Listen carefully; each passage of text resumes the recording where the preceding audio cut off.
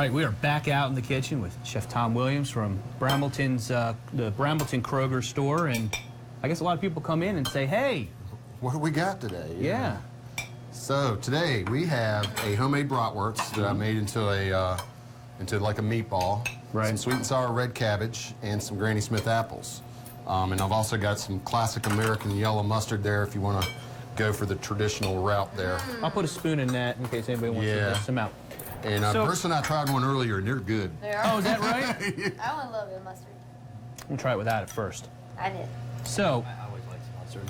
tell us again the two meats that are in here. I have a lean chuck roast cut, about a pound of that, and then a pound and a half, almost 2 pounds of Boston butt. Okay. And you need the fat content from the Boston butt so that the sausages don't dry out. Okay. So. Now, is this something that we can walk up to the, to the meat section, to the meat department at our local Kroger and say, this is what we need? And absolutely. somebody would they even grind it up for us? Or no? They can't grind the pork. No. Our company policy only allows us to grind ground beef through our grinder. That's why I did it with the food processor. Right, and what you showed us was it went up real nice. Yeah. I mean, I spent more time dicing it up than I did, and I did that this morning at home, just while I was cooking breakfast for the kids. Right. But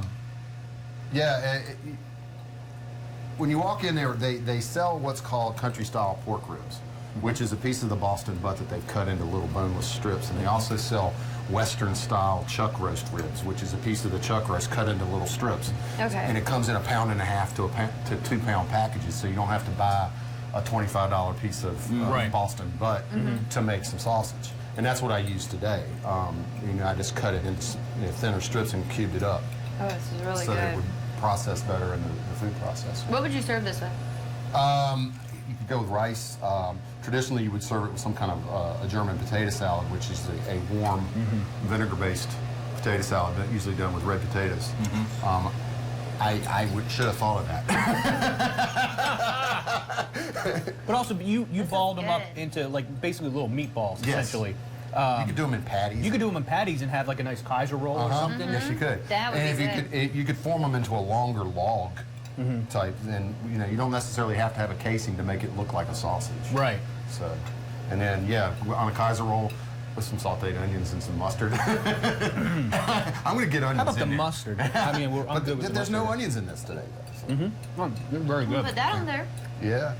And tell us again what this cabbage was? That's a sweet and sour red cabbage. It's a Miss Nellie's brand that we sell in our canned food section. I just thought it'd be, and when Bruce and I were talking about last week, red cabbage. Red cabbage kraut it's got a whole different kind of flavor because it's normally a sweet and sour thing versus just a tart vinegar base. Yeah. It's perfect with the sausage, with like the spiciness of the sausage.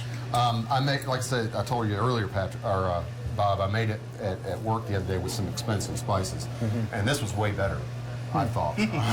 So the addition of the cayenne really helped it. You get the kick, really you get a little bit of the heat, but the flavor is really nice. And I used about half the amount of salt that the recipe called for. You could probably dial it back even just a little bit. Yeah, I definitely don't think it needs more salt. No. All right. All right. So keep that in gonna mind. Run in and do some weather here. Some weather. I'll remind folks that you Quite can go tasty. to our website, fox2127.com. A little bit later this morning, we're going to have the 2 video clips on there where Chef Tom prepared the homemade bratwurst. And also we're going to have the text version that has all the list of all the different spices on there. But it's stuff that a lot of people are already going to have in their home. Inexpensive. I had everything on my shelf at home. Yeah. So. Yeah.